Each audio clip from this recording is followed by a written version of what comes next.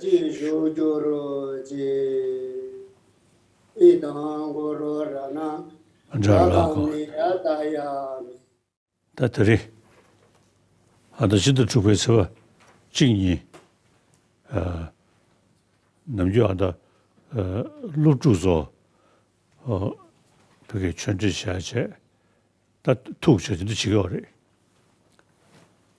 다들이데 냐는 나ям다 좀 Aujourd'hui, 나바실로 등기 à 엄마래 cause de la maladie, nous ne pouvons pas quitter 자제도네 도선 루주소 l'endroit et du coup, je pars avec les enfants par Internet, par le biais d'Internet. 도시 대야다까지 도시 늘리면 Maintenant, 대실롱소지 regardez, aujourd'hui, on va étudier ensemble le destin bien accompli de Tsongkhapa. 인터넷 Ça, c'est un signe de bonne augure. Et après, 뛰어오셔도 on va faire question-réponse. Et ça, c'est vraiment bien. Ensuite, aujourd'hui, 말한조다 뷰리 샤데 요래 nous sommes des Tibétains. 미지도 유기리 Et aussi, il y a probablement des enfants, des personnes de la région de l'Himalaya. 내는 유타 왔을 때게 Et c'est ce que je dis habituellement. 아니 Le roi du Dharma, Sogyal Gampo, 패서데 아니 총서견체 제 이내 son lieu où il a grandi par ce cœur. 술도 고기여지 Et nous sommes, nga지 럽치부터 il a compris que nous avons besoin, en tant que Tibétains, nous avons besoin de notre propre écrit. 계기를 뺐잖아 매버치 Et je pense que ça, c'est vraiment une grande bénédiction. 저 중공 서버 사들이 이제 가가기 Et donc, en s'appuyant sur la source indienne, 이게 때 메시지 et donc toutes les voyelles, etc., il s'est appuyé sur toutes les voyelles 또 서셔이 버려 de cri indienne, et basé sur cela, ils ont développé l'écrit tibétain. Ensuite, Kishan Detsen, lors de son règne, 그 술도 이게 인도산에 애니 취재 주소도 vu qu'il y avait le tibétain écrit, Kishan Detsen a alors décidé d'enseigner en sanskrit ou en pali n'était plus nécessaire. Et ainsi, plutôt en tibétain, donc tous les textes qui existaient en sanskrit et en pali, de les traduire vers le tibétain. Et ainsi permettant aux Tibétains de pouvoir étudier les textes directement dans leur langue. Et il n'y a personne que connaissance avec qui on a discuté sur Chantal Akshita. Il a étudié même la langue tibétaine. Et enfin, et nous avons vraiment une grande chance. Et ça, c'était au 7e siècle. Il a écrit, l'écrit tibétain a été développé au 7e siècle.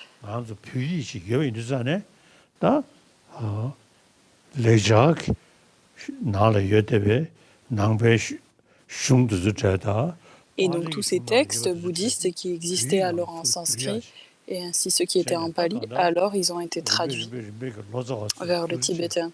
Et de façon graduelle, c'est Lotsawa, ces grands traducteurs, ont traduit le Kangyo, les volumes, les 100 volumes et les 200 volumes du Tengyur. Et donc tous ces textes les plus importants, en fait, se trouvent dans ces textes-là et sont présents dans notre propre langue. Et ça, en fait, tous ces textes existent dans notre propre langue.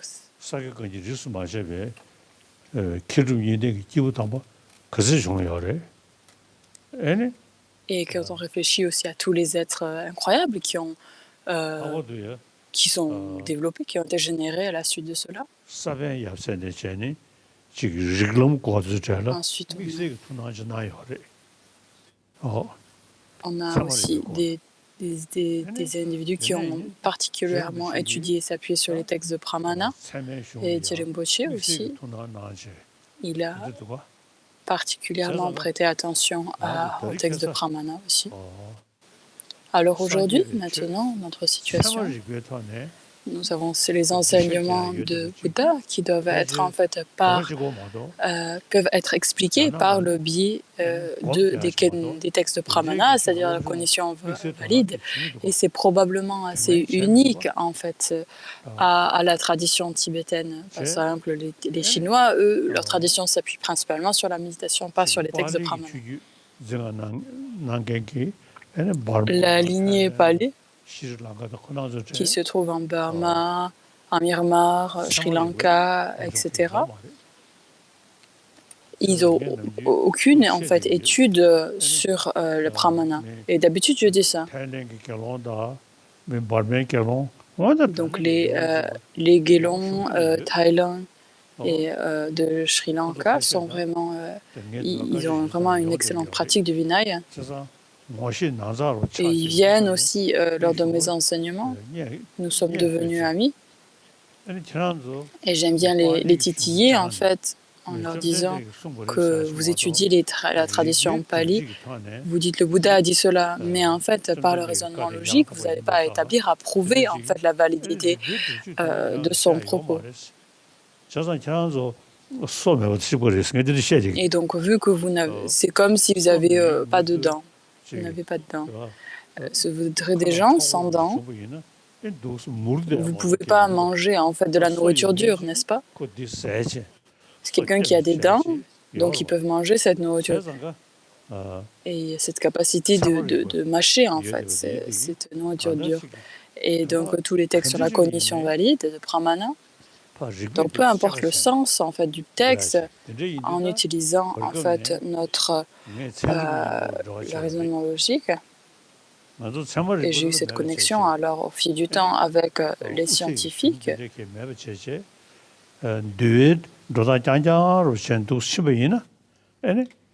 Et eux, ils s'intéressent, ou ils n'étudient pas en fait ces textes sur la cognition valide et ils s'appuient principalement sur le Vinaya. Et du coup, ils n'ont quasiment aucun lien avec les scientifiques.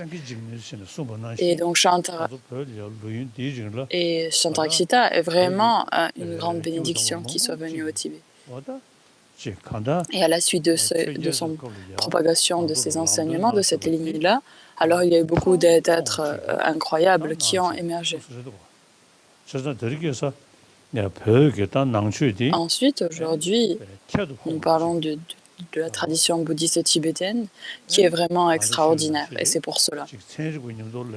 Et c'est ce que nous pouvons en fait discuter et échanger avec les sciences. Et ça, c'est vraiment une grande fierté.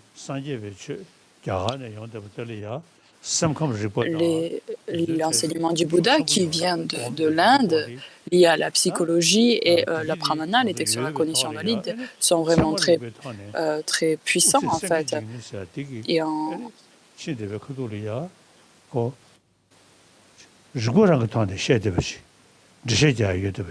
Et ils sont présentés en fait, des explications qui sont présentées avec le raisonnement logique.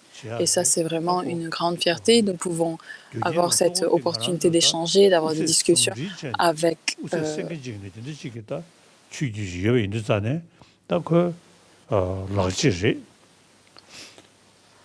ou ces Sengyé. Nous avons en fait cette clé, en fait, cette capacité d'échanger avec les autres. Dans notre propre pays, nous faisons face à beaucoup de difficultés, mais malgré cela, nous sommes réfugiés, en effet. Mais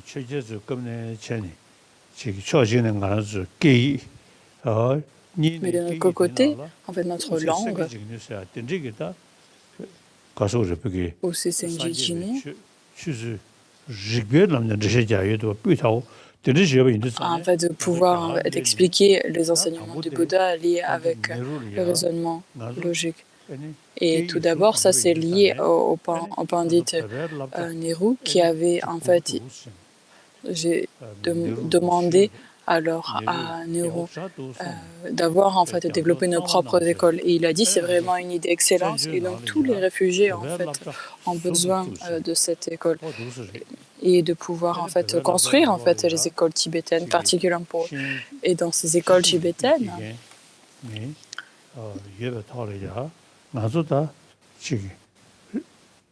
et ainsi permettant de pouvoir en fait aussi étudier aussi les enseignements du le bouddhisme aussi. Et en particulier, qu'est-ce qui est très important, c'est au sein de la communauté réfugiée, c'est que nous avons aussi dans la communauté monastique, il y a des milliers.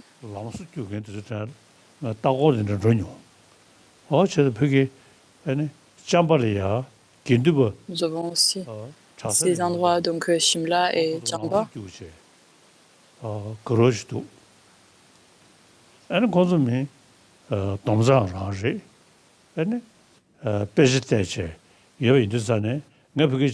ont étudié les textes. Et du coup, à Jamba, je suis allée à leur monastère.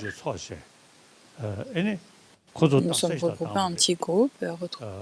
Et ils ont débattu ensemble.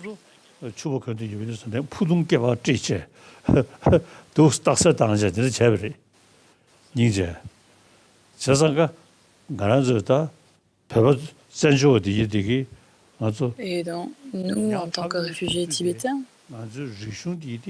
même pendant cette difficulté, nous avons, malgré cette difficulté endurée, nous avons réussi en fait à continuer à grandir en fait. Et à la suite en fait de ces études-là, de ces études sur ces textes sur le raisonnement logique, et ces grands centres monastiques ont été développés où ils étudient assez bien.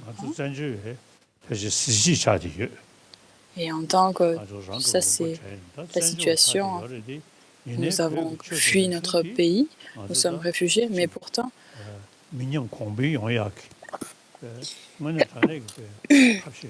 nous avons permis en fait de ne pas complètement perdre notre tradition, notre culture et de pouvoir en fait la développer et continuer à vivre. Et aussi, on a développé aussi dans les centres monastiques un module de sciences. Et parce que dans les 3 centres monastiques, ils étudient en fait le sujet de la science. Et maintenant, nous devons être des bouddhistes du XXIe siècle. Et ça, le sens de cela, c'est que donc, la tradition bouddhiste qui vient de notre père et notre mère, et en plus, nous devons en fait l'affilier avec la science. Si nous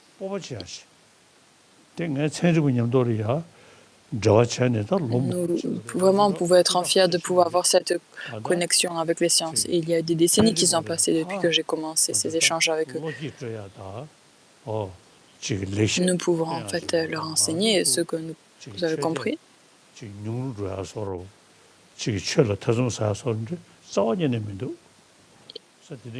Et il n'y a aucune raison, en fait, par ces échanges, qu'il y a une perte ou une dégénération du bouddhisme. Vraiment, il y a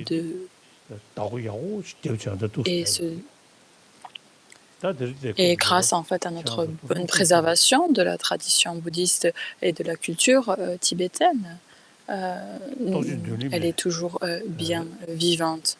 Et donc, aujourd'hui, nous allons regarder le texte de Tsongkhapa, Un destin bien accompli.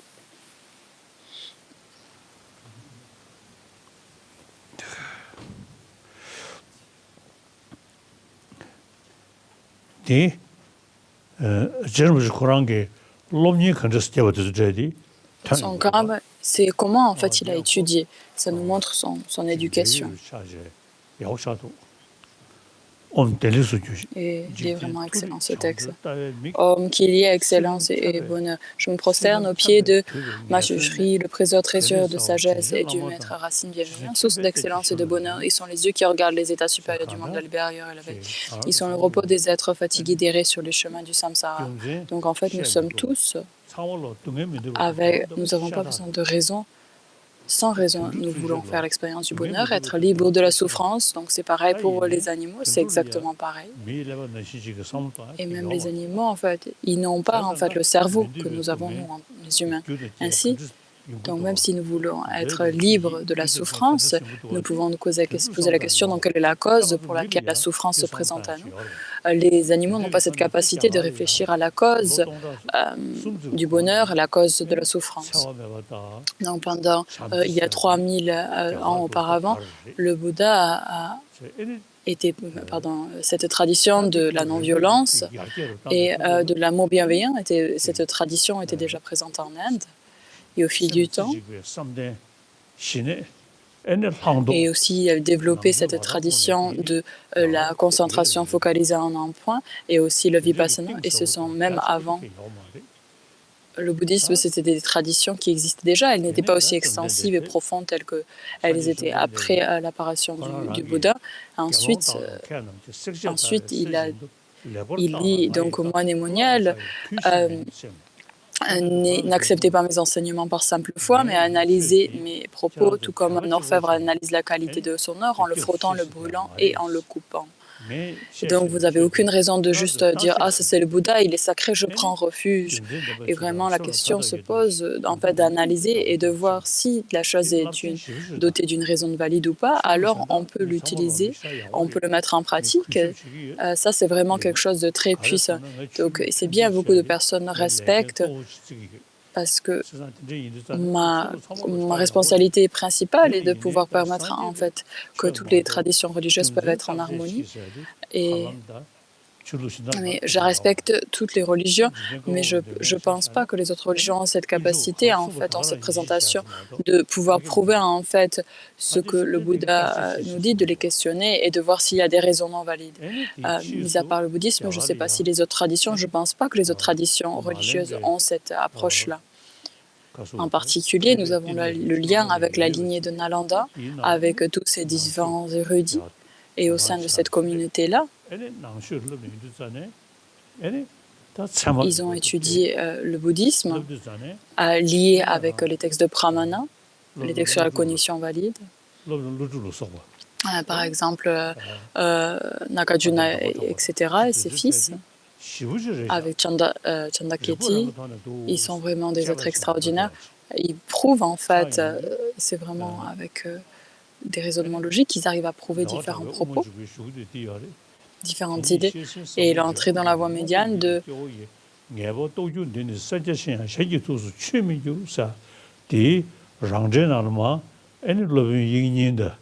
dans l'autocommentaire, il critique en fait Vasant et les autres philosophes de comprendre que la production interdépendante, ce sens de l'incertitude, est le sens la plus subtil de la vacuité. Et du coup, ils n'arrivent pas à comprendre en fait ce sens précis. Et ça, c'est vraiment misérable qu'ils n'arrivent pas à le comprendre. Parce qu'il faut que nous puissions en fait le comprendre et le prouver par des raisonnements logiques. Ce n'est pas juste parce que ce lama, ce maître est très précieux et très sacré et nous avons accepté ses propos. Donc la question n'est pas du tout là.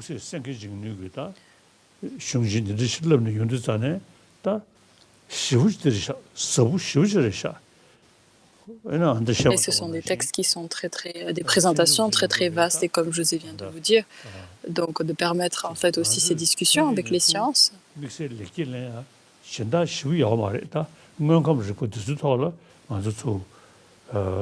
Nous avons peu de choses à partager avec eux vis-à-vis des objets externes.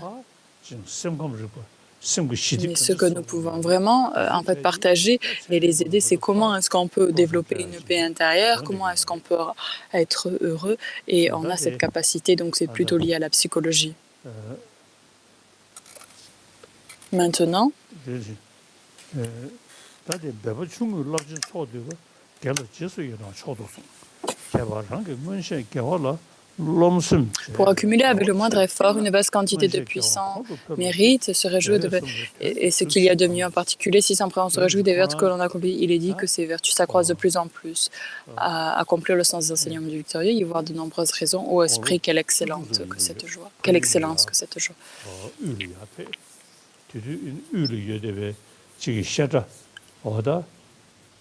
Donc, U, à cette région du Tibet, U.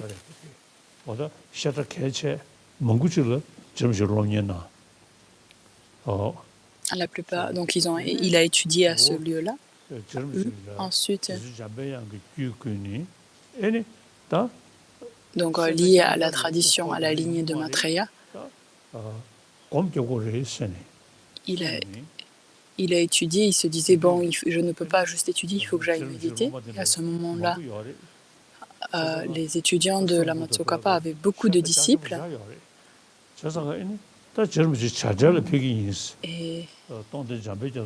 Et donc, Lama Tsongkhapa, il a dit qu'il allait donc aller en retraite.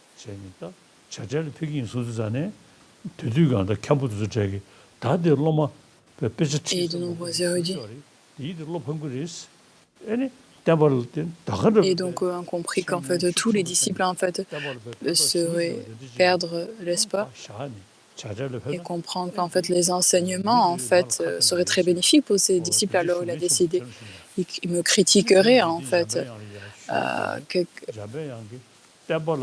que lorsqu'il a dit ça à Manjushri. Donc, il a dit d'enseigner ou pas, toi tu sais si c'est bénéfique, et si les gens te critiquent, c'est à toi de méditer sur la patience. Et lorsqu'il est allé partir, en fait, en retraite,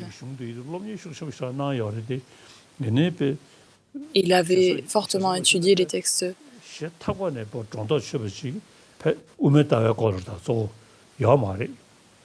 En particulier, à ce moment-là, il n'y avait pas vraiment ces présentations sur la voie du milieu. Et sur la base des enseignements qu'il avait étudiés jusqu'à ce moment-là, jusqu'à présent, en purifiant, en accumulant les mérites. Et donc,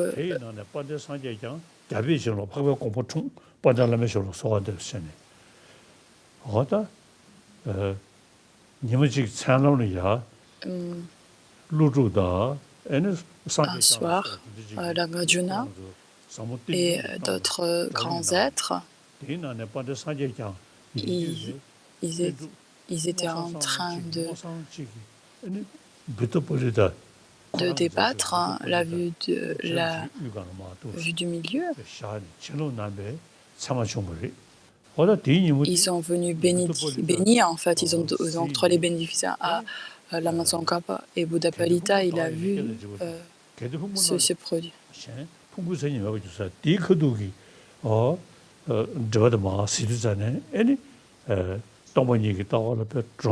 Il a lu en fait ce texte de Buddhapalita, il a vraiment en fait compris ce texte de façon totalement différente à la suite de ce texte. Et il a développé en fait une foi très très particulière, une certitude très particulière dans ce texte. Et à la suite de ça, et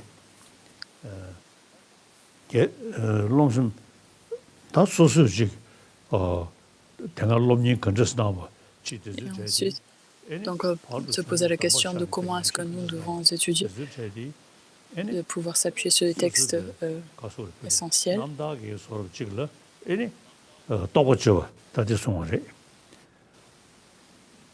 C'est pour ça qu'en fait ce texte a été présenté de Tsongkhapa. Au début, je l'ai commencé par poursuivre les grandes études.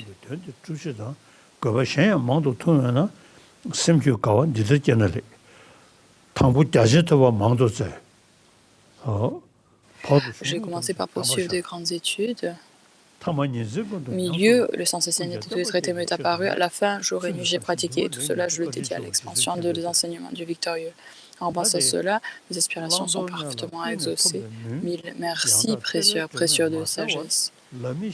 Jusqu'au moment quand la lampe d'étude de l'absoluté de la confusion des objets pour éliminer et à mettre en pratique n'est pas dissipée, si je ne connais pas le chemin, à quoi me parler d'entrer dans la vie suprême de la libération?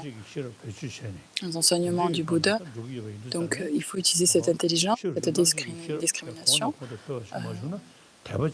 afin de pouvoir permettre de l'accroître. Parce qu'en fait, la foi ne veut pas suffire en fait pour la sagesse, de l'accroissement en fait de notre sagesse.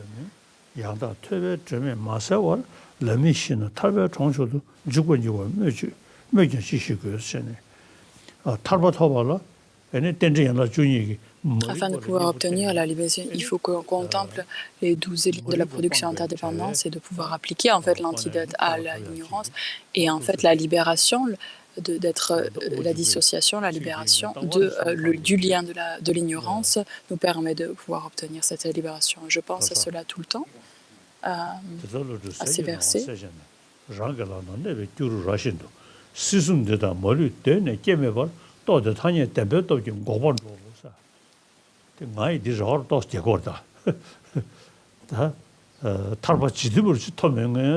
Et de pouvoir obtenir la libération, j'ai cet espoir et j'ai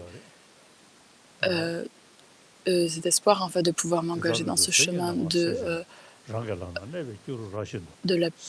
la jonction.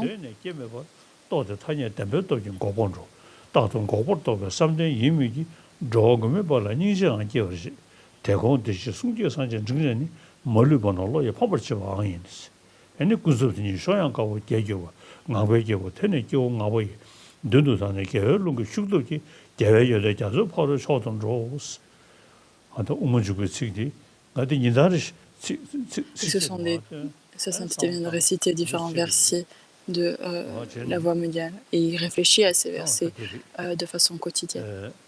Voilà.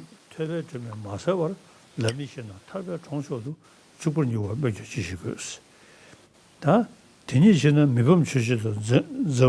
soyez pas satisfaits de n'avoir étudié que partiellement les grands traités du roi du Dharma et des grands sages renommés en Inde, les deux suprêmes et les 6 ornements du monde. Je les ai tous étudiés en détail. Et ça, c'est très important. Donc, tous ces grands sages,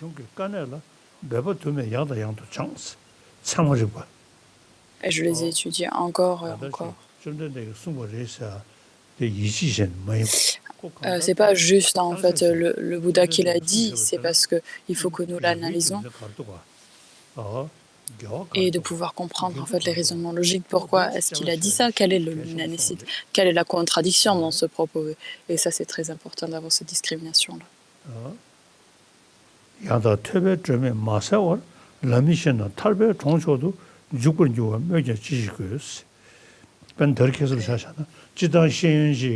Par exemple, aujourd'hui, nous avons cette éducation, en fait, actuellement, beaucoup, même si les enfants sont intelligents, ils vont rester là, en fait, un peu perdus parce qu'ils n'ont pas cette éducation.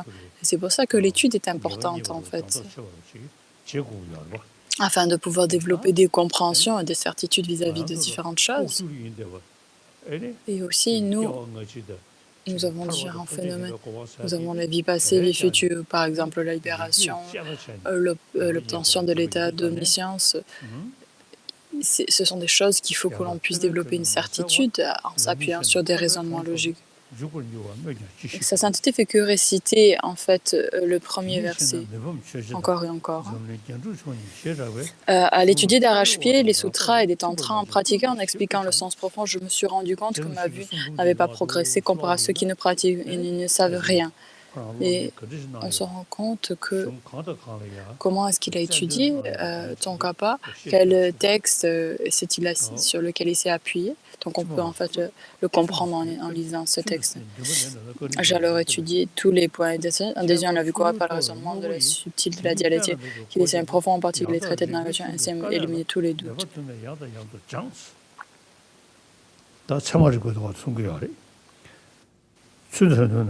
Et donc là, c'est lié.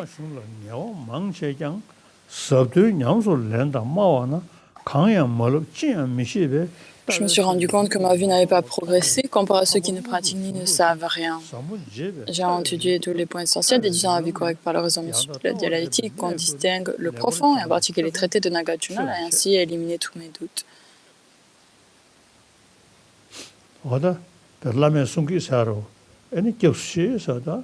Donc ça, c'est parce que le maître a dit cela. J'y crois. On ne pense pas avoir cette approche-là. Si on étudie, en fait, dans le lamrim, bon, c'est long, mais après, il y a aussi les points essentiels du lamrim qui sont présentés. Et donc, de nombreux érudits de la tradition. Donc, ça ne suffit pas, en fait. C'est parce que le maître a dit cela, il faut que nous l'analysions.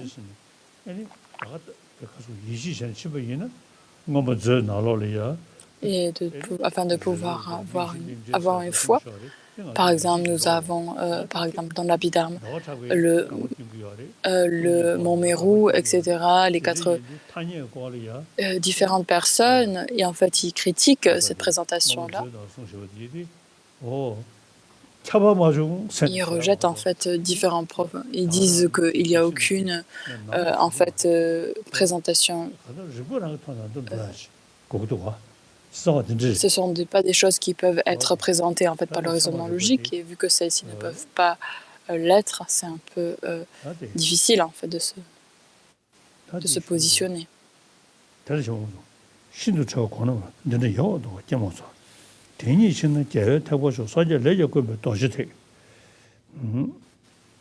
Il est enseigné qu'afin de pouvoir voyager vers la terre parachevée de la beauté, il y a 2 véhicules, le véhicule profond du diamant et le véhicule des perfections. Que le véhicule tantrique soit vraiment supérieur à celui des perfections, il faut aussi renommer comme la lune et le soleil.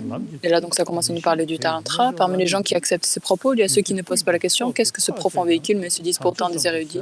Si une telle personne est considérée intelligente, alors qu'est-ce qu'un idiot? Hélas, n'est-il pas extraordinaire de négliger un chemin inégal si difficile à être trouvé? Donc là, on parle du tantra, qui est vraiment extraordinaire, qui est insurpassable. Donc ce n'est pas des choses qu'il faut qu'on ait la foi, il faut qu'on puisse l'analyser. Il faut que, c'est ce que Lama Tsongkhapa nous dit qu'il a fait. Je me suis engagée sans relâche pendant longtemps dans le profond trésor des 2 réalités que des profs individuels, les tenants plus rares que les Bouddhas. Sans connaître les approches des 3 systèmes tantriques inférieurs, j'ai décidé le tantra super stable et suprême. J'ai bien vu que cet affirmement restera simplement des mots. Alors je me suis longuement familiarisée avec les tantras généraux et spécifiques, les 3 genres de tantra de l'action, le tantra secret et général, le réaccomplissement et les questions de Subaru, ainsi que la méditation utile. Ainsi, au sein de la 2e classe de tantra, celle de tantra de la conduite, j'ai étudié le principal, l'éveil manifeste de Varochana, qui a donné à l'excellente certitude de l'orientation du tantra de l'action. Donc nous avons la pratique de la conduite, le Charya Tantra. J'ai aussi... Dans le 3e système, Tantra de Yoga, j'ai étudié le principal Gayu Pantima de l'incité et le Tantra explicatif de la pointe du Vajra.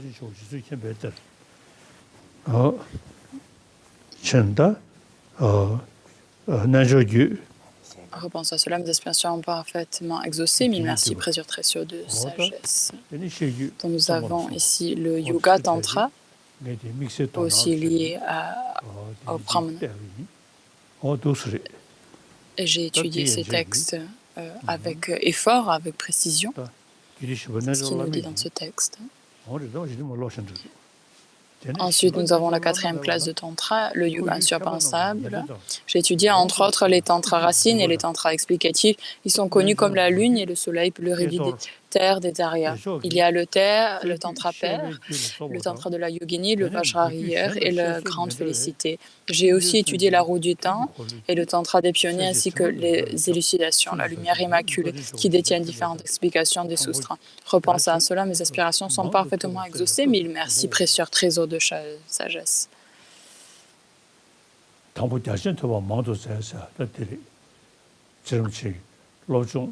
Les enseignements pas.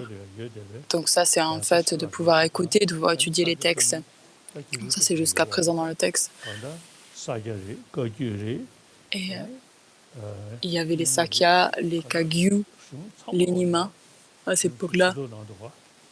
Il n'y avait pas les Gelug. Donc il a étudié en fait de toutes ces différentes traditions, de toutes ces différentes lignées.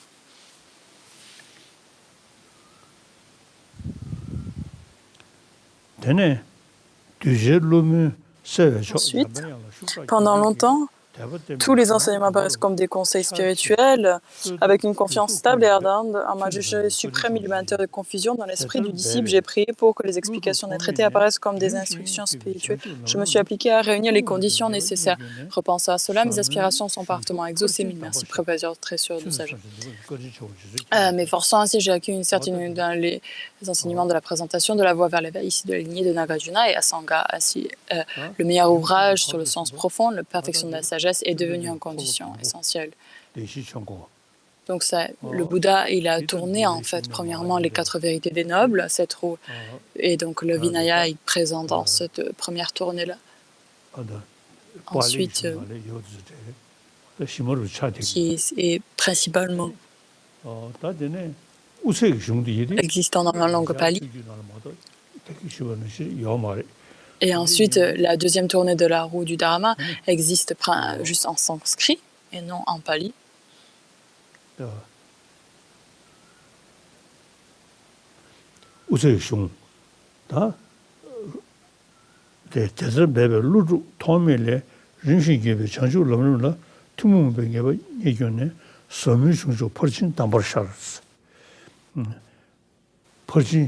Perfection de la sagesse, qui nous présente en fait les différentes présentations en fait des réalisations. Nous avons la mère dans la présentation en perfection de la sagesse, qui va parler principalement de la bodhicitta,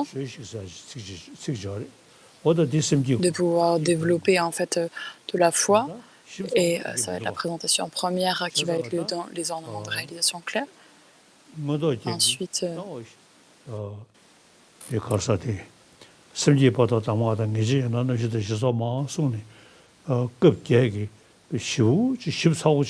nous avons dans le 8e chapitre,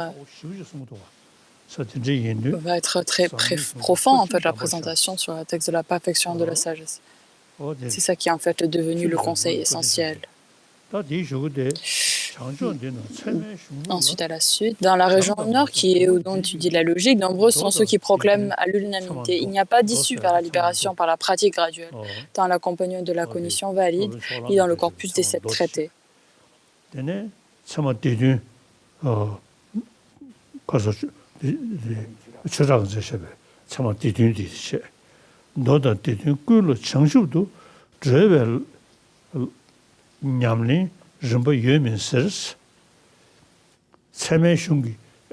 Mais considère autant dit la révélation conférée par Manjushri et Dignaga de façon expliquée, compose ce livre qui dans le futur sera l'œil des êtres. Afin de pouvoir obtenir l'état de Bodhi, il faut que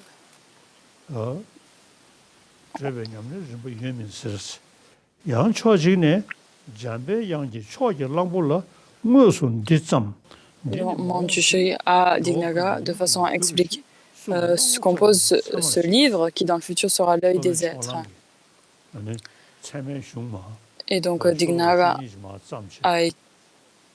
a composé différents versets, quelques versets. Et à ce moment-là, en Inde, il y avait de nombreuses érudits en fait, de pouvoir montrer ce qu'il avait écrit. Il avait vu ces différents versets. Il ne pensait pas qu'il y a vraiment une façon de pouvoir discipliner son esprit ou de pouvoir obtenir. Croire que avec ces textes, on pouvait obtenir l'état d'omniscience. Du coup, ils ont pris son papier et ils l'ont accroché à la queue d'un chien. Mais finalement,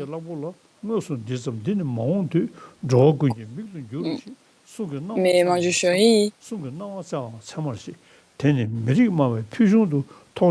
j'ai compris que ces points de vue étaient totalement absurdes et j'ai ensuite analysé scrupuleusement le sens du verset d'hommage de Pramanasamujjhaya qui expliquait de la chapitre de la Pranasadi par les procédures logiques dans l'ordre progressif et inversé, prouvant que le Bouddha Bhagavan est une personne d'autorité pour ceux qui Donc, il y a l'étude tout d'abord en philosophie du mot, du terme et de sa définition.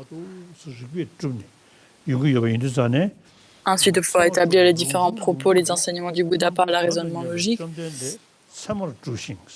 prouvant que le Bouddha Bhagavan est une personne d'autorité. Pour ceux qui peuvent souhaitent atteindre la libération, je suis convaincu que son seul enseignement est un havre de paix pour ceux qui souhaitent une libération totale. Et j'ai trouvé une joie particulière en clarifiant les points essentiels d'où les chemins des deux véhicules qui se déploient sur les voies des raisonnements logiques. Avec la verge, j'ai créé des liens entre les deux, les terres des bodhisattvas, d'Asanga et leur moment de réalisation claire de Maitreya, et les traités de Mipam et de ses disciples, ainsi toutes les instructions essentielles qui me sont apparues. Et dans ces textes-là, en fait, la présentation de l'esprit d'éveil de Bodhicitta est vraiment excellente.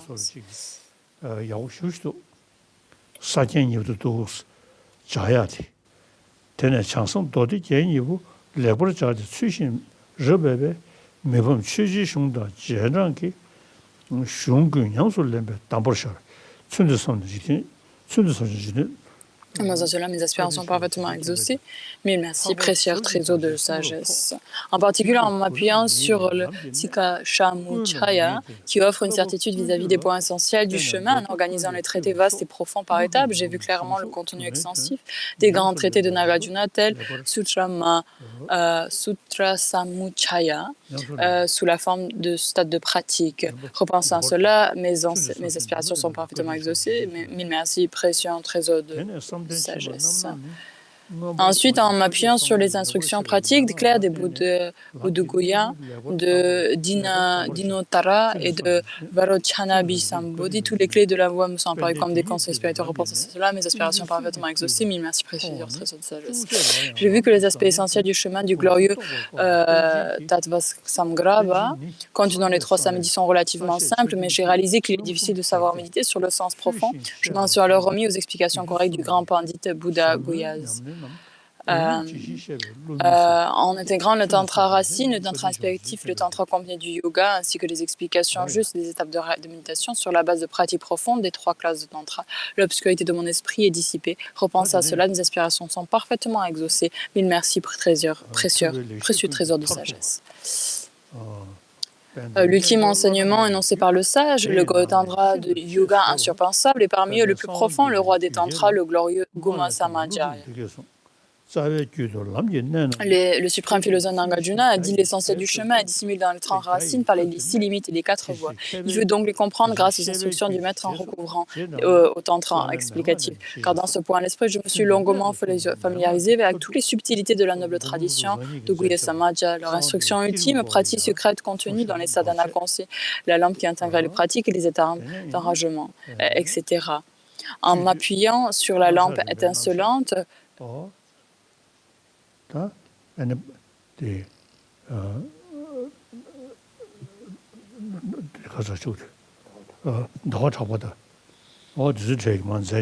nous avons les différents textes de Dhammakiti,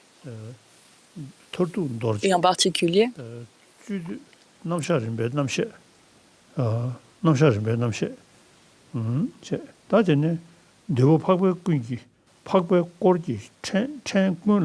de tantra en s'associant avec les 5 tantras explicatifs. Je les étudie ardemment, puis je découvre l'essentiel des 2 étapes de tantra, en particulier avec l'essentiel de la phase de perfection.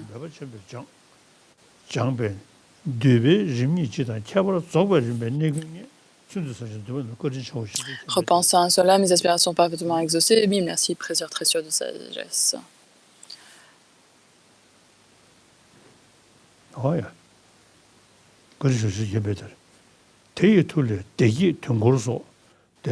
Par la force des extraits essentiels, de nombreux tantras comme Samvahevaja Kalachakra sont apparus comme des conseils pratiques. J'ai déjà expliqué cela ailleurs. Ici, je ne fais qu'entrouver la porte du discernement. Repense à cela, mes aspirations parfaitement exaucées. Mille merci, trésor de sagesse.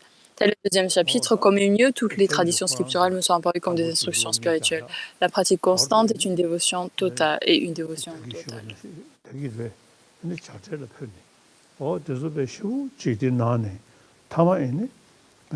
Donc en étant en fait parti en retraite, ces sens se sont apparus.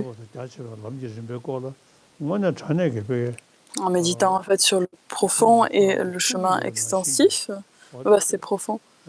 Et donc, Dieu Rinpoche, toutes les différentes réalisations sur les présentations graduelles de la profondeur et de la voie extensive, un étudiant étudié tous ces différents textes, ces 15 traités fondamentaux en fait de pouvoir, avec par exemple le shamatha sur et le vipassana. Il y a aussi l'essence de excellence explication, qui sont vraiment des traités d'une qualité extraordinaire, et de temps en temps en fait je lis ces textes-là. Et en particulier aussi on a les textes sur la perfection de la sagesse. Et en fait, ça va être lié en fait à la présentation, même si la terminologie est assez ancienne. En fait, ça nous présente en fait la présentation de la vacuité, et ils sont vraiment d'une excellente qualité aussi de nos prédécesseurs au Tibet. Et Je Tsongkhap il a étudié en fait ces textes de façon vraiment excellente.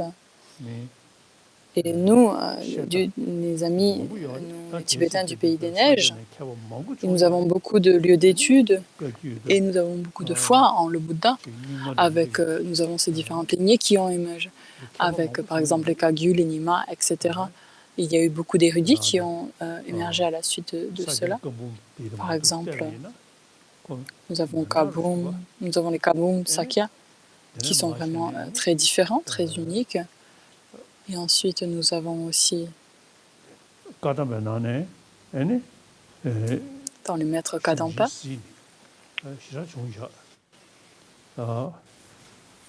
vraiment des textes composés par les maîtres Kadampa qui sont aussi extraordinaires. Aussi du point de vue des Nima, Lobdien, Rabdien,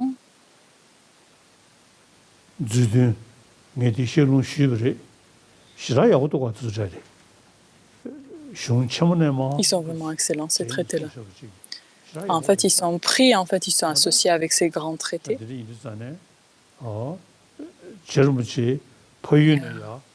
Rinpoche, venant de son pays, il est allé jusqu'à Lhasa. Et à ce moment-là, en fait, dans ces différents centres d'études, il a étudié. Et après,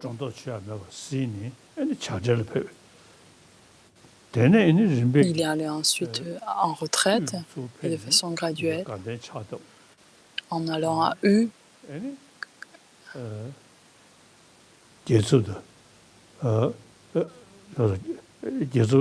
Il a en fait enseigné Kelsabji, Dharma Rinchen, et Kelek Palsan, et Kendun Chopa. Tous ces différents élèves en fait ont été regroupés, réunis ensemble. Dharma Rinchen était comme son fils en fait de Lama Tsongkhapa, et c'est devenu le premier Ganden Chepa.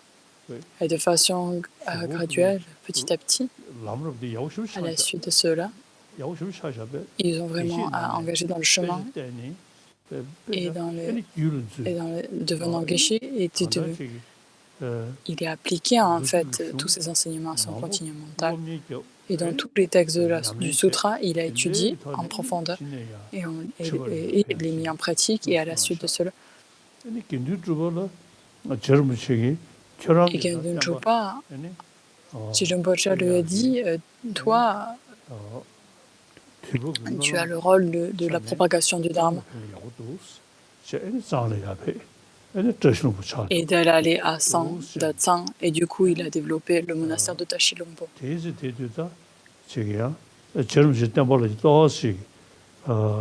Et c'est pour ça que Djerine Rinpoche en fait a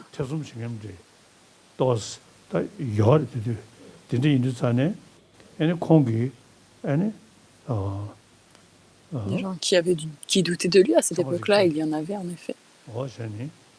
Il y a aussi Tsamareken. Il a composé, il a étudié en particulier donc ces textes sur la pramana, des ornements, les raisonnements l'ornement, les guirlandes de raisonnement, Kunsan, et petit à petit, dans différents les monastères en fait ont été établis dans ces divers monastères. Et de pouvoir voir en fait les raisonnements valides derrière tous ces raisonnements. Dans ces différents textes, il a compris en fait par son étude extensive que la chose majeure et principale était importante et que les raisonnements logiques en fait étaient la chose la plus essentielle. Pas juste s'arrêter à je suis un maître, je suis lama, je suis ceci, ceci, cela, de ne pas s'arrêter à ce niveau-là. Et donc le Kenden Chopa allé donc à Tashilumpa a mis en fait comme sujet essentiel d'étude les textes de la Pramana, les textes sur la cognition valide à Tashilumpa. Et dans ces 3 centres monastiques, jusqu'à présent, Tashilumpa, c'est le sujet principal et est toujours bien. Et en plus de cela, donc dans ces grands traités, donc ces 500 volumes qui ont été mémorisés par cœur, et donc l'explication sont données par le maître et après par les professeurs, et ensuite le sujet est débattu dans la cour de débat. Et ça c'est la façon, l'approche en fait qui a été utilisée, et du coup ça permet en fait d'avoir une étude et une éducation vraiment excellente, de très très bonne qualité. Comme je viens de vous dire, donc les textes Usé ont été étudiés, et dans ces différents centres,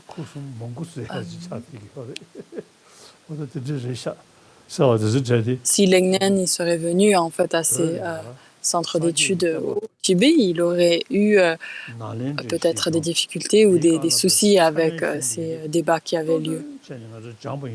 En part, et du coup, en fait, le point essentiel ici, c'est que les textes sur la cognition valide ont été mis au centre de l'étude. Et dans ce monde actuellement, la plupart, c'est à être dans notre tradition tibétaine qui vont permettre en fait d'associer en fait notre religion bouddhiste en fait par soi-même, de s'être mis en pratique et ensuite de pouvoir les expliquer par l'autre.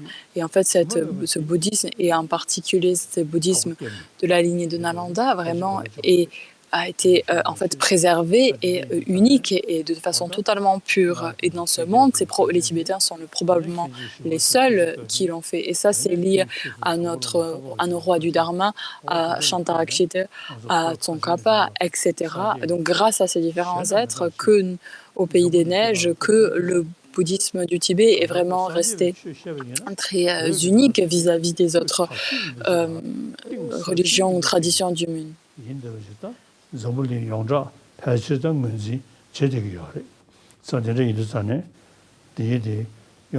Ainsi,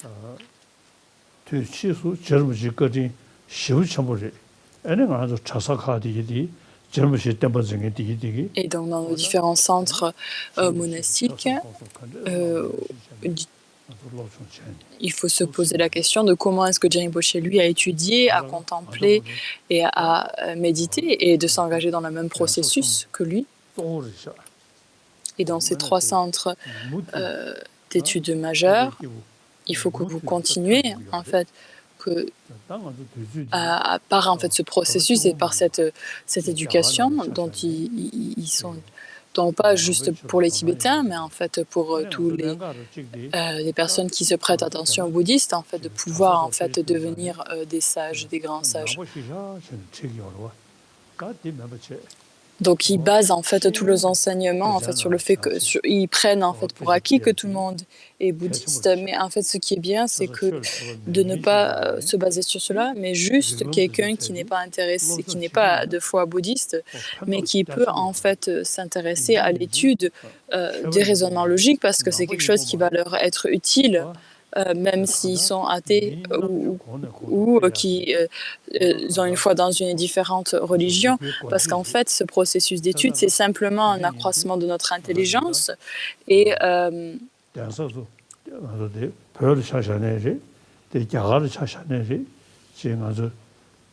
exemple,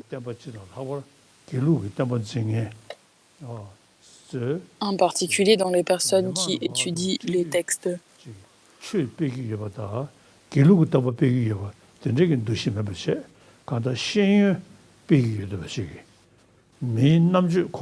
De pouvoir en fait considérer pour les personnes qui enseignent en fait afin de pouvoir en fait accroître la connaissance et le savoir du public et pas en fait en se focalisant sur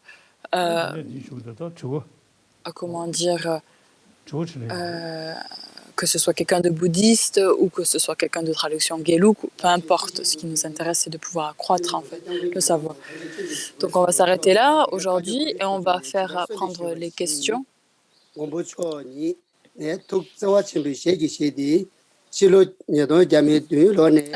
sainteté de la protection suprême, mue par son immense compassion, en réponse à notre demande d'accepter de donner des enseignements depuis 2017 jusqu'à cette occasion, et ça fait depuis 15 ans que ça perdure. À l'avenir, nous nous demandons de continuer à offrir ces enseignements du bouddhisme sur la bonne conduite et le bon cœur, sur la voie de sagesse, sur la science et la philosophie, et sur les fondements, les voies et les résultats du Dharma, à de nombreuses générations et à de jeunes étudiants, et à continuer de répondre à leurs questions, comme il l'a fait jusqu'à présent avec gentillesse, avec un débit d'une rivière. Au nom de l'association qui organise les enseignements, je tiens à exprimer nos remerciements et je vais vous introduire les questions des étudiants. Merci beaucoup.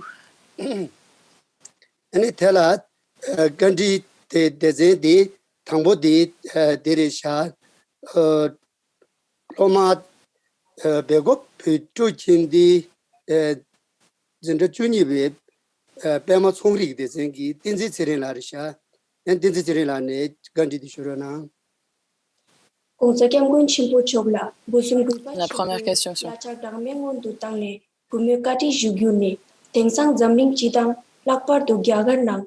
Aujourd'hui, partout dans le monde et en particulier en Inde, nous sommes dans une situation d'alarme.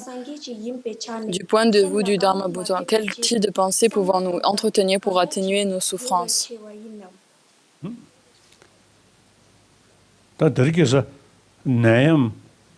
Aujourd'hui, en effet, cette maladie, et en particulier en Inde, c'est vraiment très forte et beaucoup de personnes en fait en souffrent émotionnellement. Cette maladie, donc il y a la souffrance associée à la maladie physique et ensuite la peur qui existe dans notre esprit. Donc ça, il y a deux types de souffrance, n'est-ce pas? Celle au corps et celle qui est liée à notre esprit. Et cette maladie, d'avoir peur de cette maladie, si on tombe malade, aide vraiment d'être très affolé. Et même si nous ne tombons pas malades, de se poser des questions.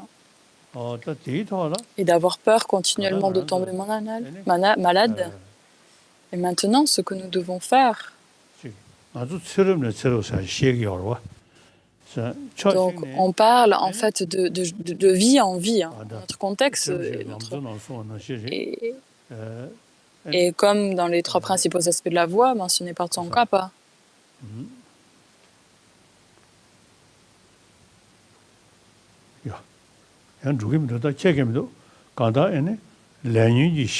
C'est pas grave, je m'en souviens plus de ce. Donc, vu que nous sommes sous l'emprise du karma et des émotions perturbatrices, en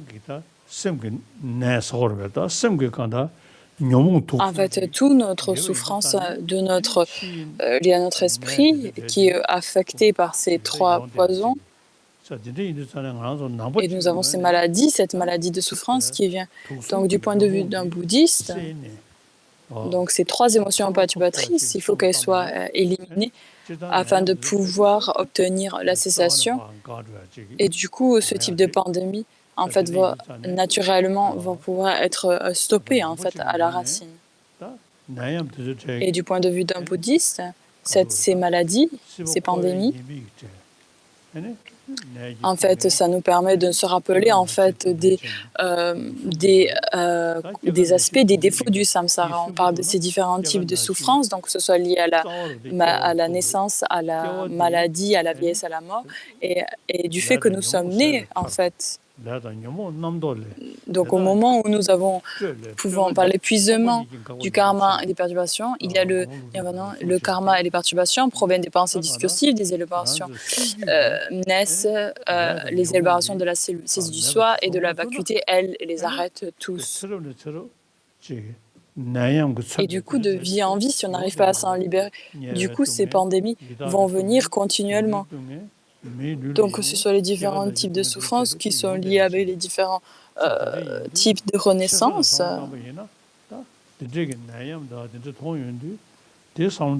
Ce genre de maladies, de pandémies, viennent. Il faut absolument, en fait, ça nous permet de développer ce souhait, cet état d'esprit qui veille à obtenir la libération,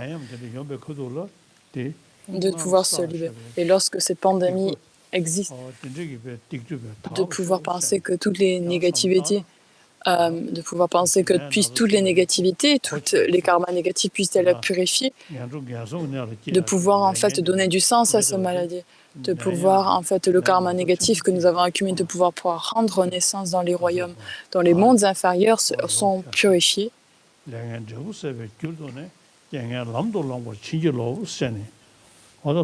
Et de pouvoir en fait voir que les situations néfastes sont une purification de notre karma et de pouvoir les porter et de les amener sur le chemin. Et afin de pouvoir être perturbé, ça dépend de notre façon de penser. Et c'est sûr que de penser ainsi, on va pouvoir en fait réduire la peur et les perturbations qui sont présentes dans notre esprit. La question suivante.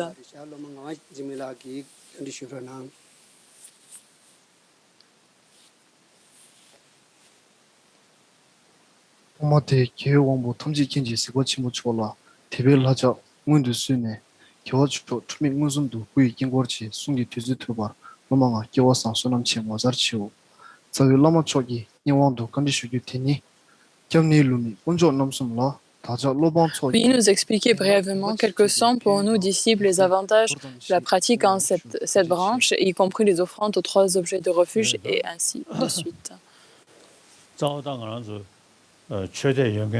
Donc principalement, en fait, quelqu'un qui est bouddhiste, nous avons différentes... Nous prenons refuge et nous avons foi dans le refuge. Et en fait, de pouvoir en fait faire de la purification et une confession en fait devant les objets de refuge, et ça c'est en fait commun à toutes les traditions religieuses. En fait, nous avons en fait le refuge, le réel refuge. Ça va être notre propre pratique en fait, qui va infuser notre continuum mental.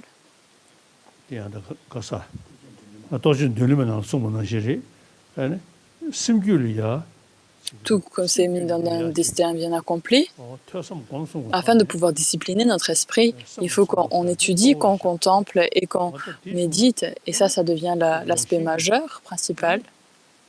Et naturellement, ce qui va se produire,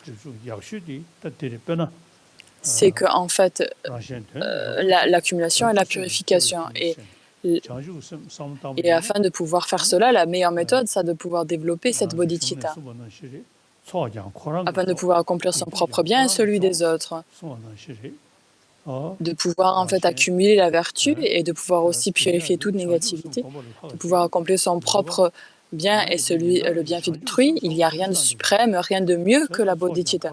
Et je pense à cela de façon très régulière. Ainsi, nous avons cet état d'esprit qui aspire à la bodhicitta.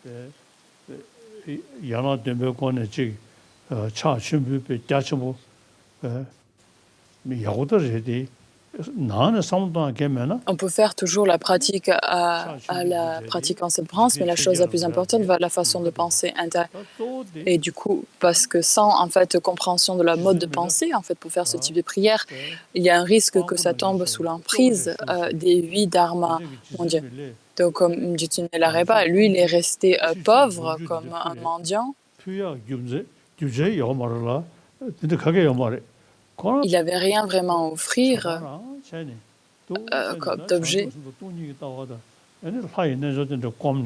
Et du coup, sa pratique, à part la vacuité, la bodhicitta et aussi les différents gourous le yoga du maître, et en s'engageant dans la purification et l'accumulation de mérites. Et en fait, la chose la plus importante va être en fait de s'appuyer et de pouvoir penser en fait au maximum à cette lignée profonde et aux activités extensives, et en particulier de pouvoir se familiariser avec la vue de la vacuité afin de pouvoir penser à la bodhicitta. Et il n'y a rien de suprême, en fait, de mieux en fait, pour purifier nos négativités, mis à part contempler la bodhicitta. Comme je vous l'ai dit, de façon journalière, de façon quotidienne, dès que je me lève, je récite en fait ces versets. Je visualise le champ de refuge. Je pense principalement à la bodhicitta.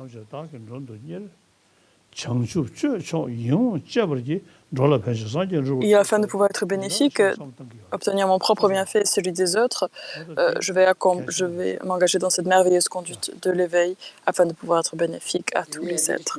Je pense à cela tous les jours. Ensuite, la troisième question.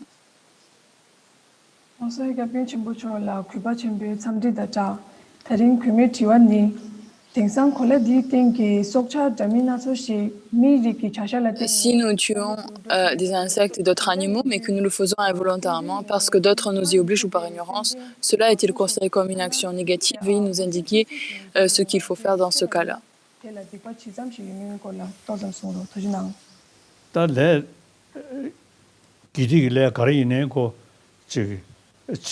Donc peu importe le karma, qu'il soit vertueux ou non vertueux, la chose principale dépend en fait de la force de la pensée. Par exemple, quelqu'un qui plante des plantes, qui travaille dans un champ. Donc bien sûr, des insectes meurent en fait quand on plante des choses dans un champ. Donc on peut réciter des manis et en faisant quelques prières, mis à part cela, les insectes. Et donc on ne peut pas dire je ne travaille plus dans le champ. Ils n'ont aucune autre issue en fait, c'est leur travail.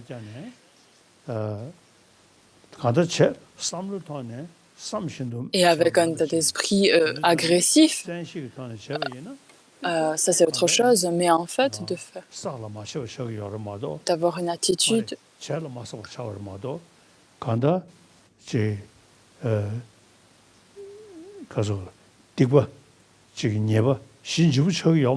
la force du négatif, même si on, en fait, accidentellement ou sans faute, en fait, nous n'avons pas d'autre choix. En fait, c'est pas quelque chose que nous voulons faire. Nous avons accumulé un karma négatif, mais de notre corps, nous n'avons aucun souhait, en fait, dans notre cœur d'accumuler et de pouvoir nous engager dans une telle activité.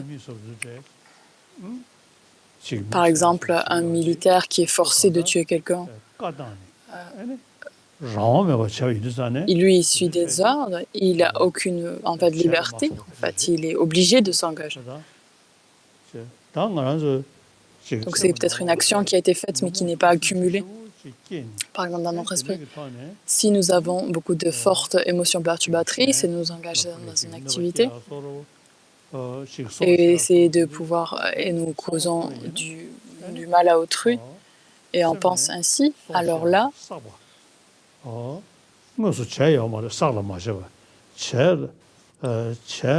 c'est quelque chose, c'est un karma qui sera alors fait et non accumulé. Nous avons accumulé et non qui est accumulé mais qui n'est pas accompli. Et par en fait la mise en pratique, de pouvoir développer en fait dans notre cœur du regret pour toute action que nous avons pu faire. Ça devient en fait une action qui a été faite mais qui n'est pas accumulée. Et comme je viens de vous dire, par exemple quelqu'un qui travaille dans les champs, qui tue des insectes et on récite des manis, on fait des prières, il n'y a rien à faire mis à part cela.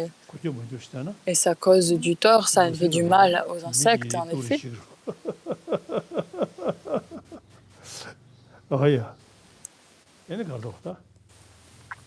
La question suivante.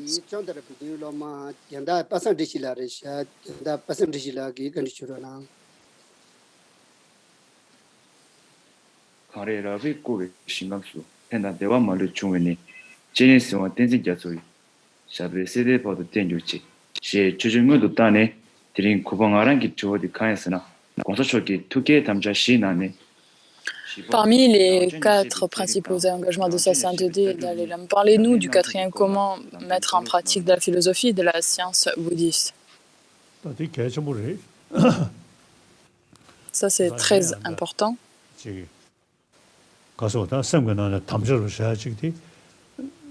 Et dans mon cœur, en fait, j'ai pris cet engagement afin de pouvoir permettre la paix dans le monde. Et il y a plus de 7 milliards d'humains sur cette planète. Et je me disais, si ce serait vrai, je fais cette prière qu'il puisse y avoir amour et paix en fait dans le monde. Et dans ces 7 milliards d'humains, je ne demande pas qu'ils deviennent tous bouddhistes, c'est pas mon souhait. Je ne fais pas cette prière-là. Ça, c'est quelque chose de très différent, c'est très personnel. Mais en fait, de pouvoir permettre en fait qu'il y ait la paix dans le cœur de chaque individu et qu'il y ait la non-violence et qu'il y ait cet amour et cette affection. Et ça, je prie pour ça et je m'engage, je m'efforce dans cette direction-là.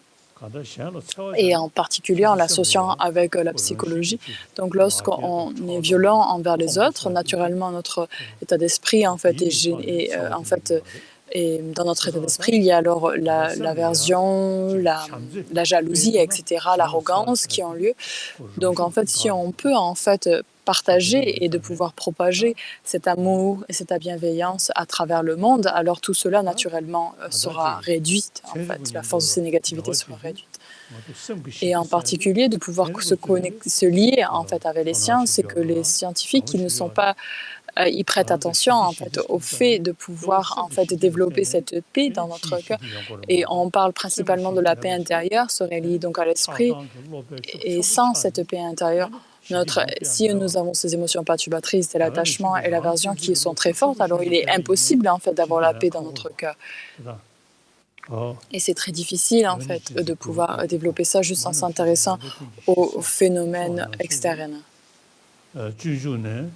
Dans le Bodhisattva Charvatara, de pouvoir comprendre,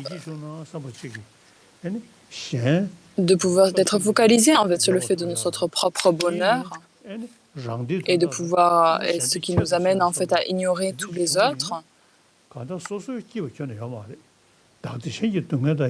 Et nous ne sommes pas heureux. Si je n'échange pas mon bonheur pour la souffrance d'autrui, je n'atteindrai pas l'état d'éveil. Même dans l'existence cyclique, je ne ferai l'expérience de joie.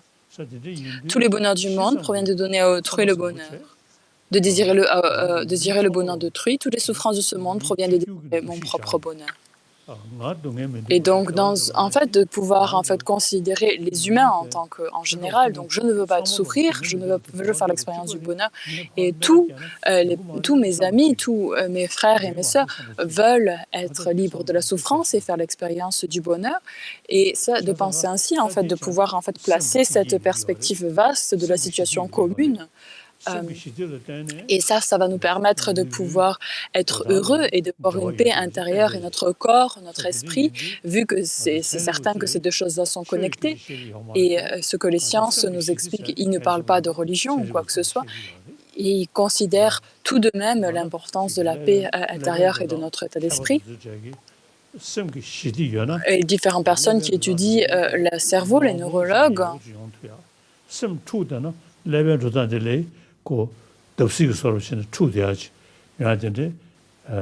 et de notre état d'esprit, si nous sommes très perturbés de façon émotionnelle, alors notre cerveau ne peut pas fonctionner de façon efficace. Nous sommes tranquilles et plutôt en paix. Notre cerveau arrive à fonctionner de façon efficace et correcte.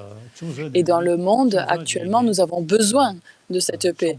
Et dans une famille, et de pouvoir en fait permettre qu'une famille soit harmonieuse et que chacun s'entende les uns avec les autres.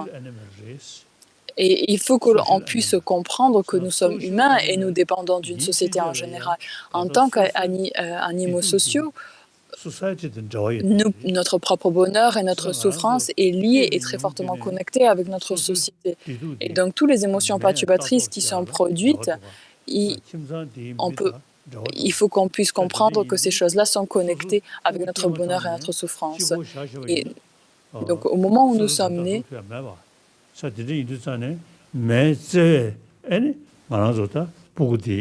avec amour et bienveillance, cet enfant va pouvoir survivre. Et dans une famille, il va pouvoir survivre parce que la famille s'en occupe, parce que notre société s'occupe de nous, etc. Et de sa nature, c'est un individu qui dépend de sa propre communauté. Et il faut penser en fait au bonheur de la communauté en général. Et du point de vue des sciences, ça permet en fait de développer cette paix. Et ce qui va nous permettre ce qui nous rend malheureux, ça va être la force de l'attachement et de l'aversion. Et les sciences sont d'accord avec cela. Et c'est pour ça que l'importance de la tranquillité de l'esprit est importante afin de pouvoir s'efforcer à développer, à obtenir le bonheur de la communauté. Et il faut se poser des questions. Donc, d'où vient cette perturbation? Quelles sont les raisons pour lesquelles nous avons l'attachement à l'aversion, etc. Et là, on ne parle pas en fait, du contexte de vie future ou de vie passée, peu importe. On arrive en fait à comprendre et à pouvoir en tirer profit dans notre vie de tous les jours, et c'est très fortement lié à notre vie de tous les jours. Et ça va être la philosophie, les présentations qui vont être présentées dans la philosophie bouddhiste, et ce sont des choses qui peuvent être partagées, utilisées dans les sciences. Et par exemple, si on regarde dans la tradition chrétienne, donc ils n'ont pas la libération ni l'état de domination, ils acceptent l'idée d'un Dieu créateur, mais ils parlent toujours d'avoir le bon cœur, de ne pas nuire à autrui. Et ça, c'est vraiment le message essentiel de cette tradition-là. Et c'est pour ça que l'état d'esprit qui vise à être bénéfique à autrui, et ça va être commun à toutes les religions, à toutes les traditions spirituelles. Donc même quelqu'un qui ne suit pas une tradition spirituelle, ça va être son message. Afin de pouvoir obtenir cette paix, de pouvoir réduire la force de l'attachement et l'aversion, en fait, ces présentations-là vont être nécessairement utiles. Et de nombreuses années sont passées depuis le début de ma connexion avec les scientifiques, et quand on a parlé de cela, du point de vue des sciences, de pouvoir comprendre en fait le fonctionnement du cerveau.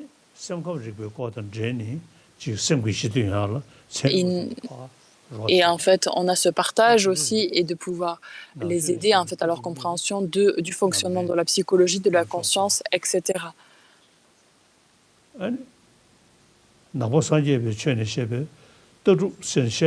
Et du point de vue de la tradition bouddhiste, quand on parle de la philosophie, il va être très connecté, très fortement lié à la physique quantique. Et dans la physique quantique, nous avons ces phénomènes externes qui apparaissent comme avant leur existence propre, mais qui n'ont pas une telle existence, parce qu'en fait, nos concepts, nos pensées discursives, elles sont fortement liées à cela. Et dans notre présentation de philosophie bouddhiste, et ça va être quelque chose qui va être présente, une présentation qui est assez rudimentaire, parce que dans la philosophie bouddhiste, on va plus loin, on regarde l'objet, la situation, son réel mode d'existence est une simple désignation, une simple imputation de l'esprit sur l'objet. Et ensuite, il y a cette saisie, et ensuite un attachement pour les choses que l'on aime, un détachement, une aversion pour ce que l'on n'aime pas, etc. Et toutes ces philosophies bouddhistes qui vont être présentées dans la physique quantique peuvent être, en fait, on peut créer des liens entre ces deux choses. Et selon la tradition bouddhiste aussi, l'objet n'existe pas de son propre côté. Et cette présentation est très forte, et en fait ça c'est lié à la vacuité de l'objet, parce qu'on dit que c'est par indépendance et que les choses sont désignées. Une désignation en dépendance. Et c'est ce que je dis de façon générale, et je réfléchis à ça de façon récurrente.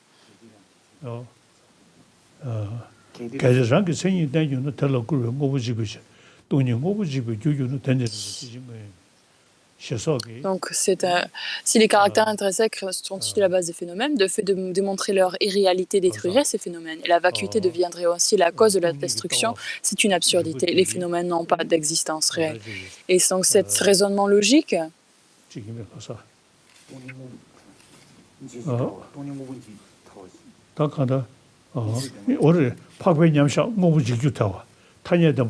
nous avons l'absorption méditative qui détruit les entités, la vérité conventionnelle qui peut être soumise à l'analyse ultime et la naissance ultime ne peut être réfutée sur le plan ultime et l'absence de nature propre des phénomènes est illogique. Alors, du point de vue philosophique, l'objet, lorsque l'objet nous apparaît, il apparaît comme une existence propre, une façon objective. Je réfléchis à ces versets de façon quotidienne, donc les versets 34, 35, 36, 37 du Chandrakirti, d'entrer au milieu.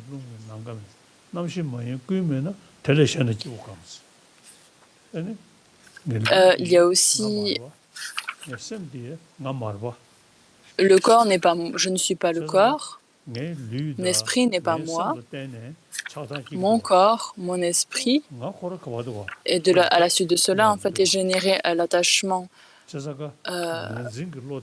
à mon corps, et du coup, cette saisie du soi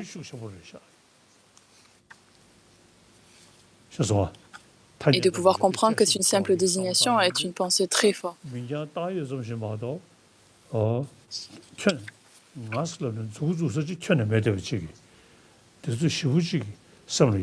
n'y a rien qui peut être désigné comme étant l'homme. Si la personne n'est ni le feu, ni l'air, la terre, l'eau, l'espace, ni la conscience, et ça va être très utile en fait de pouvoir réduire en fait l'attachement et l'aversion vis-à-vis c'est un esprit en fait sous l'emprise de l'attachement. Si elle est autre que, quelle personne y a-t-il? La personne se compose de 6 éléments, donc si elle n'est pas réelle, de même chacun de ces éléments étant composé et ne sont pas réels non plus. Question suivante. Les moines et les nonnes bouddhistes tibétains étudient les écrits pendant longtemps. Pensez qu'il est important de pouvoir d'avoir une sorte de mentor qui explique comment nous pouvons pratiquer ou quel type de pensée et comportement, nous les laïcs, qui peuvent travailler tous les jours ou que nous devrions cultiver.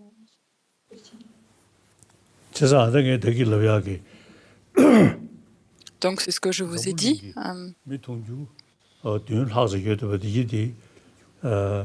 Donc nous sommes 7 milliards d'humains sur cette planète.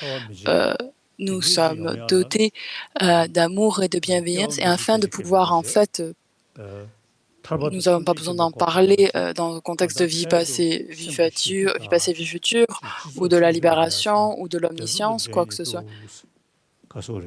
Et elles peuvent être associées en fait en général à le bienfait de la société, en fait, ce souhait de pouvoir avoir cette...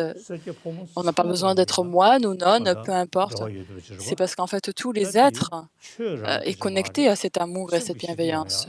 C'est pas lié à la religion non plus. Afin de pouvoir être heureux, d'avoir une vie heureuse, tout cela n'est pas lié à cela. Ce qui est de pouvoir en fait de pouvoir vous efforcer en fait à étudier dans notre société en général.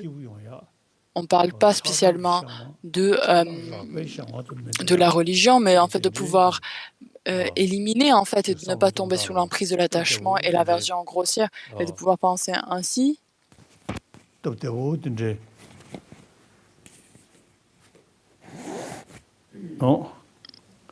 Nous donnons en fait une méthode assez pratique, assez terre à terre. Petit à petit, c'est probable que des livres vont apparaître. Si vous êtes intéressé, si vous pouvez en fait avoir et en fait écrire en fait de tels textes qui sont faciles à comprendre, des présentations simples. Et si en fait nous on s'efforce pas. Et aussi de pouvoir en fait avoir des échanges avec des personnes qui étudient la psychologie. Et aussi dans ce monde à l'heure actuelle, par Internet, en fait, nous avons cette capacité aussi de pouvoir étudier, en fait, et de pouvoir développer des entraînements de l'esprit. Il y a différentes discussions qui sont présentes. Si on peut les étudier un peu plus, c'est sûr que ce sera certainement bénéfique.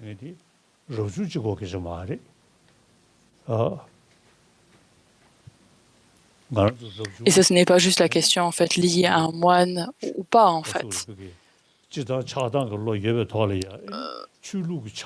Donc, même si, vu qu'il y a l'attachement et l'aversion, donc en tant que moine, nous avons nous avons ces émotions perturbatrices et nous sommes dans la pratique religieuse aussi, elle est infusée. Et donc, ce qui est important, c'est en fait de pouvoir avoir ces échanges, ces discussions, afin de pouvoir en apprendre plus, qui sera en fait nécessairement, qui sera bien sûr bénéfique.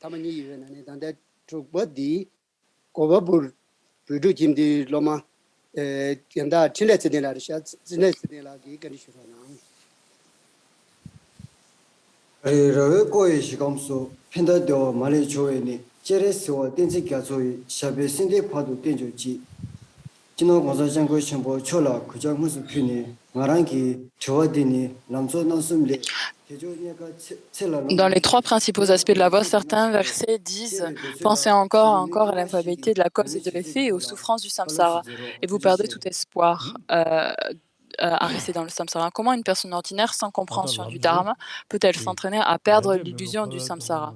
Alors, dans les 3 principaux, donc de penser à cette infaillibilité du karma. Donc ça va être présenté en fait d'une façon très concise de la présentation dans le Lamrim.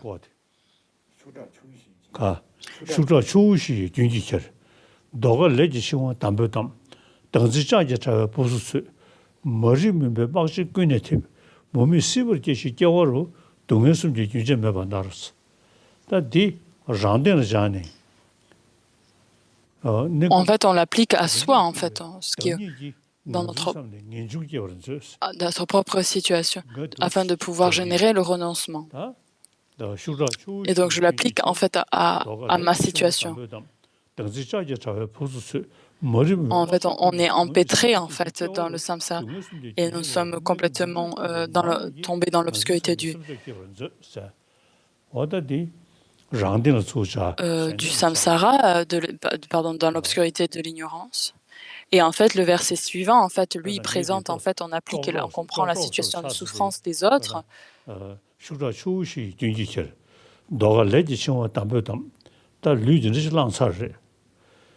Nous avons pris un tel corps, pris une telle renaissance.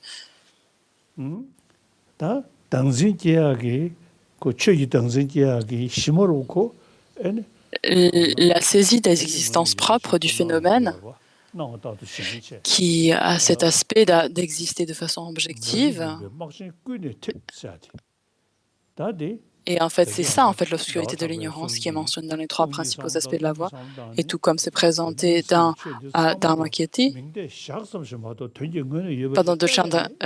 Chandakirti, de pouvoir comprendre que rien n'existe de façon propre et de pouvoir développer cette certitude que tout est une simple désignation de l'esprit et que ça va permettre en fait à fuir et à permettre à cette obscurité de l'ignorance de ne pas venir à nous, de ne pas exister.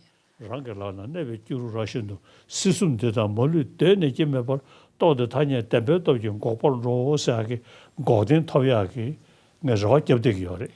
en fait, ça permet, à la suite de cela, en fait, avec une telle approche, on a ce souhait, on a cet espoir de pouvoir obtenir la cessation. Donc, je suis un individu, je suis un enfant qui est né à Amdo, et petit à petit, j'ai rencontré un maître spirituel. Et de ne pas juste s'arrêter à le maître a dit cela, mais analyser ce que mes différents maîtres me disaient. Et à la suite, et tout en suivant en fait l'approche de Nagarjuna et de ses fils, et de pouvoir comprendre que ça c'est la base même du bouddhisme, et de ne pas s'arrêter juste à une simple foi, en analysant petit à petit, Et donc, cette ignorance, en fait,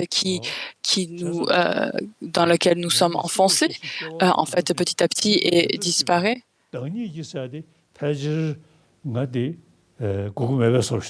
Et le soi et donc toutes ces mers, en fait, sont aussi tombées dans l'océan du samsara. Et donc, si on s'entraîne, en fait, par un tel état d'esprit, c'est possible. Et donc, il y a beaucoup de choses qui sont présentes dans les textes qui sont vraiment des pratiques terre à terre et qui peuvent, en fait, de permettre en fait, en mettant en pratique ce qui est enseigné dans les textes, en fait, de pouvoir avoir directement des bienfaits que l'on peut voir, percevoir directement.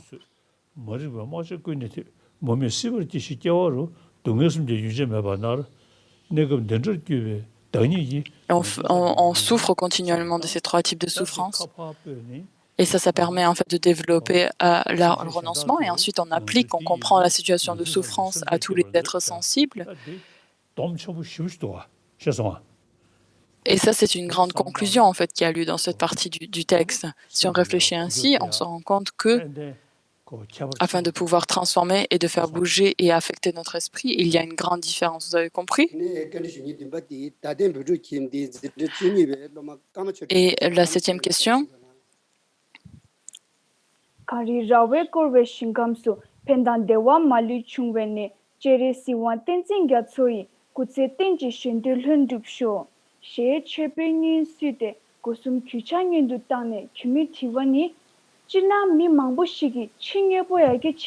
général, la plupart des gens diraient que pour surmonter toute difficulté, la meilleure méthode est le progrès scientifique et la technologie.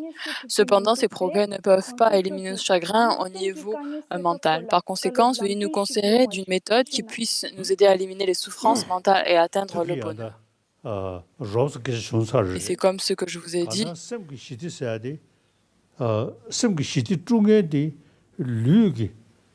Donc ce qui perturbe notre état d'esprit, ça va être... Donc c'est pas juste la maladie. Notre corps, qui soit plus ou moins... Si notre esprit est très malheureux, par exemple, maintenant, les personnes qui sont très riches, ils ont beaucoup d'objets. Et donc, ils ont vraiment des bonnes situations pour se soigner, mais tout de même, ils peuvent être très malheureux. Et ainsi, notre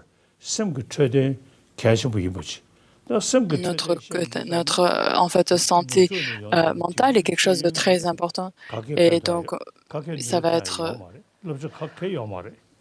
Il n'y a pas vraiment d'études, d'éducation de comment en fait développer une bonne santé mentale, et c'est plutôt en fait la sagesse et les connaissances qui viennent d'Indienne. Et c'est pas juste je prends refuge dans le Bouddha, j'ai confiance comme ça, en fait de pouvoir comprendre en fait l'attachement et l'invention qui viennent de causes et de conditions, en fait de comprendre que notre bonheur est issu de cela, et ça va être lié en particulier à la psychologie dans la présentation indienne, en particulier dans le bouddhisme aussi la psychologie, la présentation psychologique, de pouvoir comprendre qu'est-ce qui perturbe notre esprit et qu'est-ce qui va pouvoir en fait permettre à obtenir un état d'esprit paisible. Et c'est certain que cette type d'étude va être bénéfique, va être utile.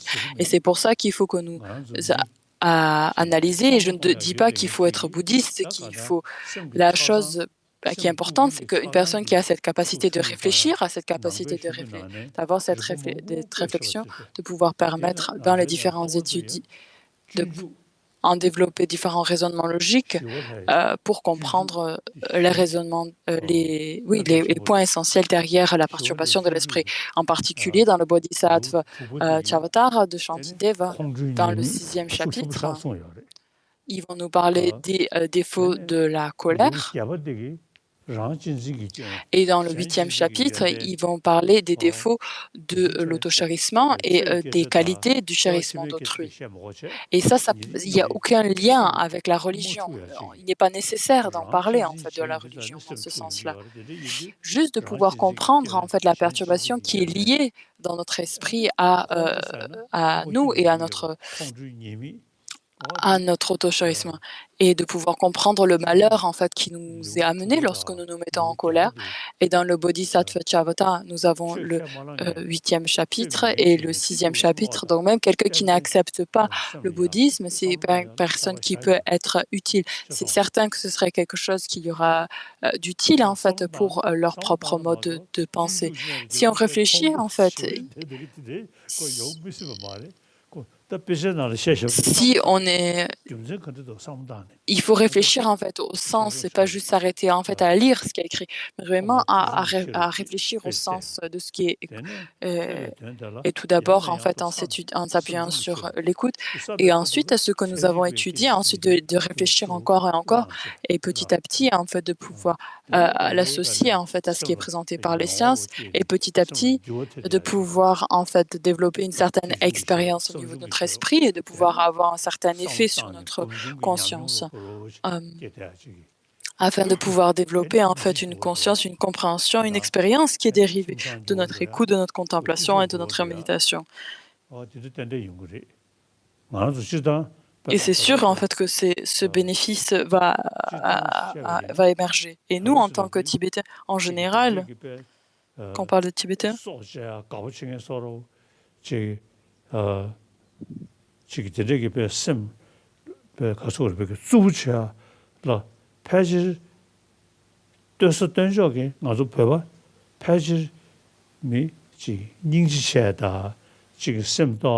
donc nous sommes plutôt une communauté, un peuple qui en fait est assez tranquille et qui est plus attiré vers la bienveillance et la compassion plutôt que la violence, etc.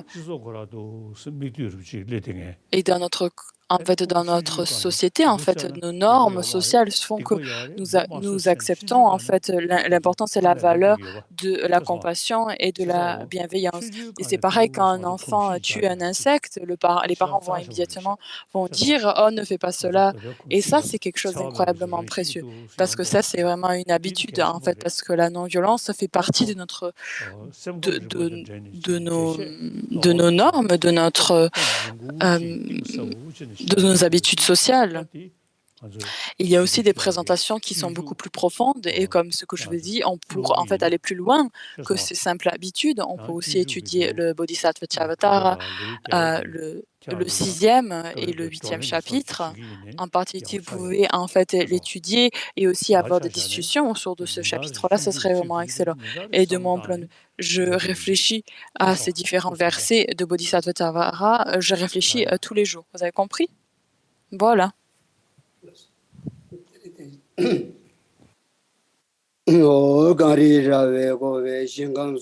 Prière de longue vie.